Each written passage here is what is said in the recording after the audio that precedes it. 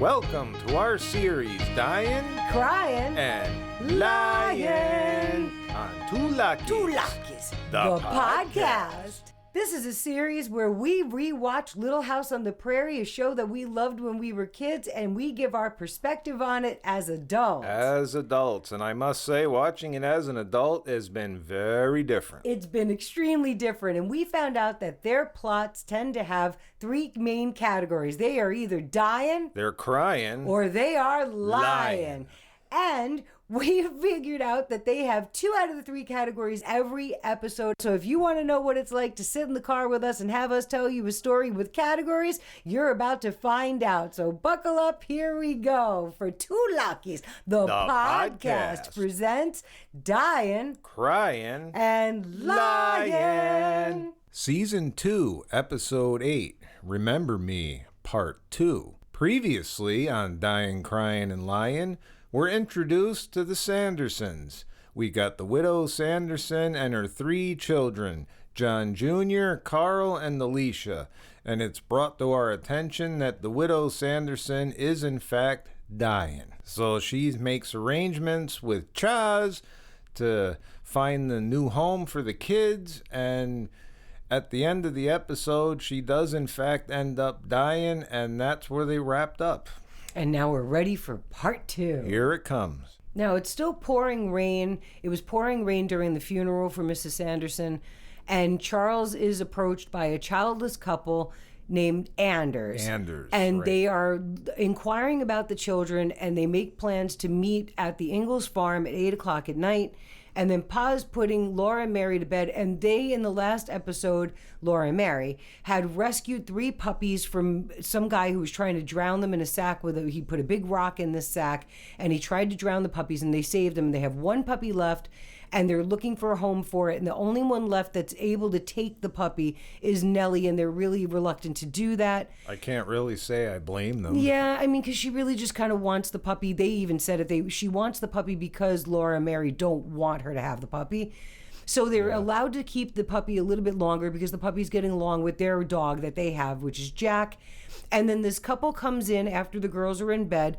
And we had the coffee. We had coffee because we've been waiting for that coffee. And we still have the Season 1 shirt. We still have that Season 1 shirt. Is rocking it out because it is indestructible and it's still looking good. But while they're sitting there, this couple expresses interest, really the husband expresses interest in the boys, because I want to say John Jr. looks like he's like 14 or 15 and Carl looks like he's maybe 11 or 12-ish.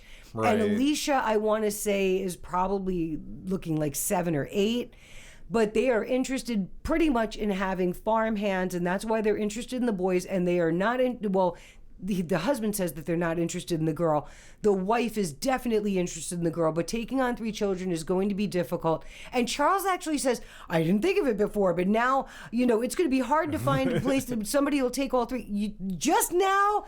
And you know what? I got to give credit to Ma this time because she actually called it out. He doesn't want children. He just wants farm hands. Yes, he's looking for help on the farm. Good call there. Yes, and he's really not looking to raise children. He's looking for free help on the farm that he'll end up just feeding and giving some kind of a shelter to.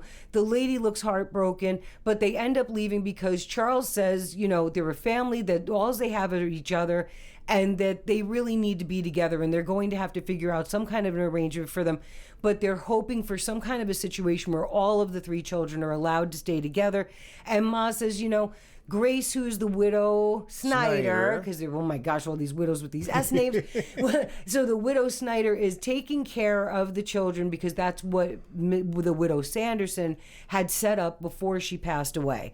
So now we have this whole situation. They're going to be trying to figure out what's happening, and we're going to see what's happening. I tell you, I wouldn't want to be in Chaz's shoes. Yeah, right he now. really made a big promise here. He's in a bind. It's nighttime, and we're at the widow Sanderson's home, where we see the widow Snyder, and then we've got Mr. Edwards who's staying over there. Now, we have to make this known. The widow Snyder is dating Mr. Edwards, but they are not married at this point. So it's not like he can, say, sleep over like in a conventional way like we would today.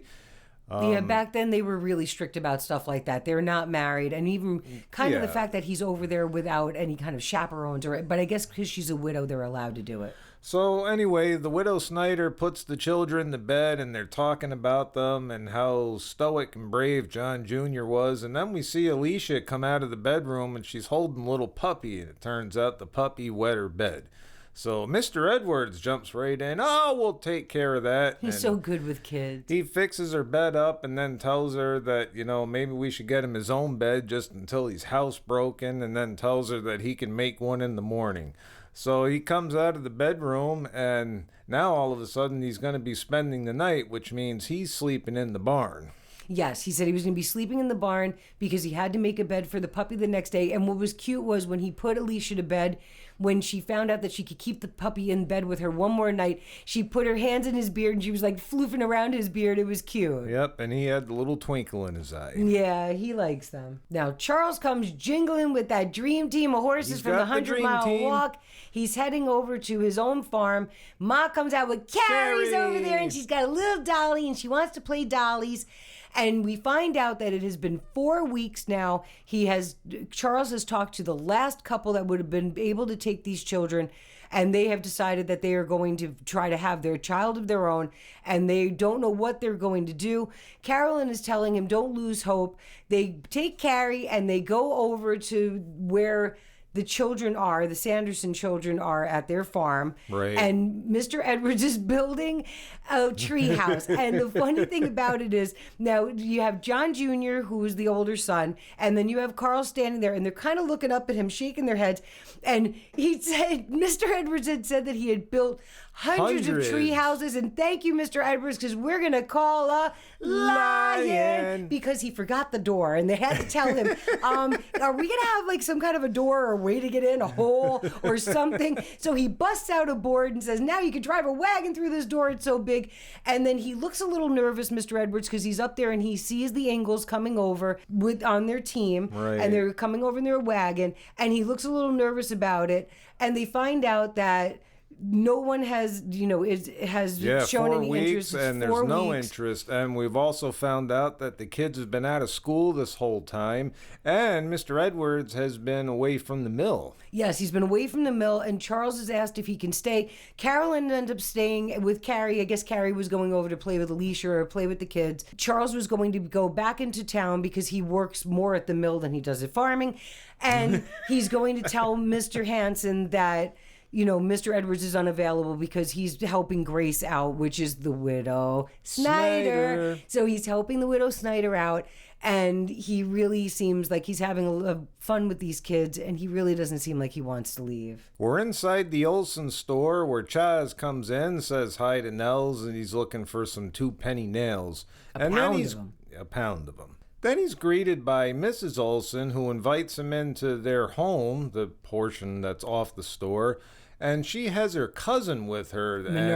Minerva. And they sit down with Chaz, and she pretty much says that she's interested in taking Alicia, and she understands that the Anders family was interested in taking the boys, and of course she's related to Harriet, so she's well off, but we find out, she's single, she doesn't have any children, and she's older, so she can't have any children, and she's not interested in marriage. So now Chaz is sitting there, and you can just see the dejected look on his face. I mean, what a pickle. And this is the second time now that somebody's told him, you have to be practical.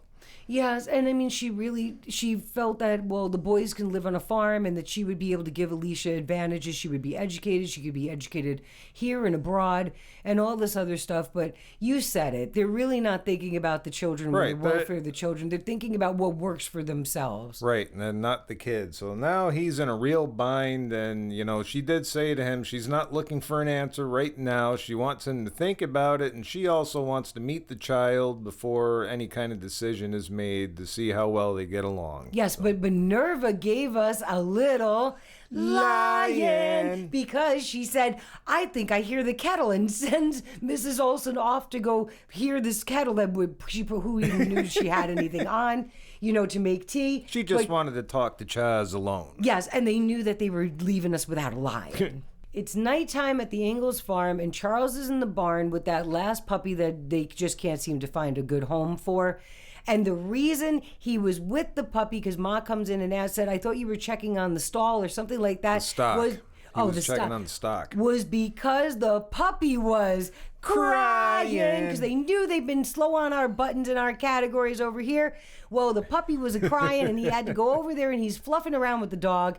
And he's really struggling with this decision because he made this promise to find these children homes. It has been over a month, and all he is finding is opportunities to split these children up.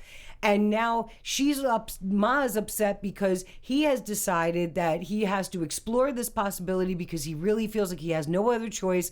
And he informs her that they're going to have a picnic on Sunday because this Minerva, Mrs. Olsen's cousin, wants to have time with Alicia. Don't tell the children, but here he is again, because if they're having a picnic, I say this, you said it, she's voluntold. She was I say volunteered, he says voluntold, but Ma was voluntold to create a picnic lunch for Sunday because they are pretty much going to be trying to find a home just for Alicia, and he may have to be putting the boys with this other couple. And let's not forget his little meltdown he had in front of Ma in between all that, where he said that he wished to God that he was rich for once and he could take the kids in, but he could barely put shoes on his own kids. And we never really got to find out if Ma was even going to suggest that. It sounded like she was just trying to talk to him, and he just he did the death stare. He walked away, turned his back, and then just kind of went on this whole tirade. But yeah, he snapped at her pretty hard. Yeah, he's got a big responsibility here. But the dog crying, that's the second time we've had that. We had that in season 1, and we've had it again. We did. So it's picnic day, and we've got, Ma, Pa, and all the kids, the widow Snyder, Mr. Edwards, and Miss Farnsworth, who is Harriet's cousin. Minerva. And they're at this picnic, and they're kind of showing Mr. Edwards and the widow Snyder. Mr. Edwards does not look happy. He's miserable. The least. So he goes to fetch some water, and then Mrs. Farnsworth tries to have a conversation with him, wants to know what she did wrong, and he's just being very standoffish. Nothing, but you can clearly see, and it does come to light, that he does not want the children separated. And then when he goes over and it's him and Chaz, that's where he kind of blows up at Chaz and tells him that he's wrong for what he's doing, and he has no idea, and he's never been alone, and it just... Well, okay, Mr. back and forth, and Chaz just looks like he's, beside himself, but of course he's got to snap back at him. Well, you made your decision to be alone, so I'm not going to tell you you're right, and you're not going to tell me I'm right, and it's just one big mess. And I know somewhere in there we had a category. Yes, we did have a little bit of lying, because she says, is anything wrong? And he says no, and really there is a lot wrong. There was a lot wrong. He's disapproving of having somebody who's rich just take away one of the children. He doesn't want them separated. And Mr. Edwards had a family once that he had a wife and a daughter, and they got sick and they both died, and he's been alone since then. And I think this is all triggering this whole thing. And what we realized is, while we were watching this whole scene, they are not able to consider Mr. Edwards and the widow Snyder, even though they're dating and stuff like that. They're unmarried, and back in the 1800s, that was not a suitable home for children. Right. So because he has not asked the widow Snyder to marry him, I don't think he can really consider them. And Charles is wearing the shirt that Mary gave him for that Christmas episode in season 1. We have to mention the shirt report, but it was a very tense scene, and they were very upset. Now, Charles brings Mrs. Farnsworth back to the Olsen's house. And while they're doing that, she expresses an interest. She really does want to adopt Alicia. She wants to take her after Thanksgiving. And to tell you the truth, the way the weather looks over here, this doesn't look like the right season for that at all. No, this looks like early September at the latest. Yeah, but we were talking about that. Like, this doesn't look anything like the end of November, especially with the way that they're dressed. I mean, where they're living at the end of November, they would be bundled up. They're not just wearing just a regular shirt. But what she wants to do is, after church services on Thanksgiving, she wants to take Alicia overnight so that they would have some time to talk, and then she wants to take Alicia away after that, the day after. Ooh. Yes. So he starts crying because he's very upset, even though he feels that he's trying to do the right thing. He really is struggling with this decision. And now he has somebody who can give Alicia a good home, give her education, and give her opportunity. And he really doesn't want to do this, but he is trying to do the right thing. But he's crying because of it. And he says, you'll love her, right? And she, as she's shaking her head no, like actors like to do when they're saying a line that they really, their bodies don't lie, even while their mouths are lying. She shakes her head no while she's saying, yes, I will. So she really does seem interested in taking Alicia. She's uninterested in taking the boys. And Charles is still in a pickle. I don't envy him, that's for sure. No, this was a really difficult thing he agreed to. So we learned something very interesting in the next scene, because it's showing it's like a top of a hill, and there's two trees, and one of those trees looks like the one from Harvest of Debts, where Chaz fell out trying to get it's that really kite a harvest out. of friends. But That's what he calls it, a harvest of debts. Yes, he was standing at the grave of the widow Sanderson. And from the vantage point up there, it's actually on her property. It's on a hill above the field where they do the planting, and then you see the farm over there. He's over at the house, and we go inside the house, and they're having a jolly old mood. You got Mr. Edwards playing the harmonica, and they're all dancing around. The widow Snyder, who's sitting in a rocking chair. And she's then clapping her hands, smiling. Chaz walks in, and it's like the mood just...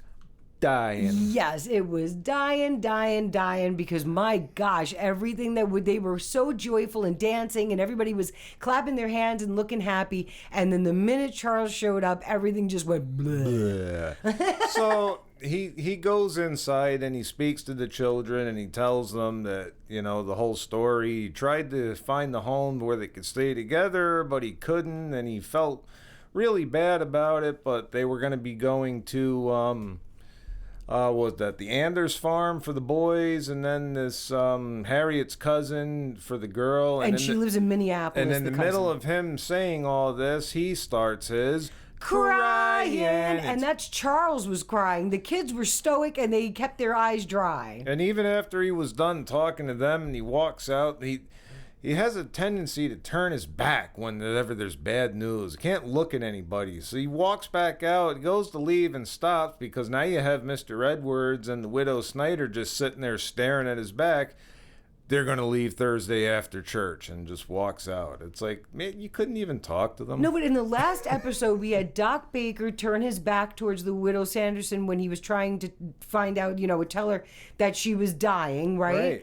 Then when the widow Sanderson had her back to Charles when she told him that she was dying. That's and how now they deliver bad news. That's how you deliver bad news, apparently, on Dyin, Cryin and Lyin. You turn your back to people and say the important stuff. So I guess after church on Thursday or Thanksgiving, that's when all the fireworks are going to happen. That's the plan. School has just let out, and Mary and Laura are walking home, and Nellie is screaming at the top of her lungs because she wants this puppy, and her mother has authorized her to pay 50 cents for the puppy when she's informed that the puppy is not for sale. So she says, well, just give him to me.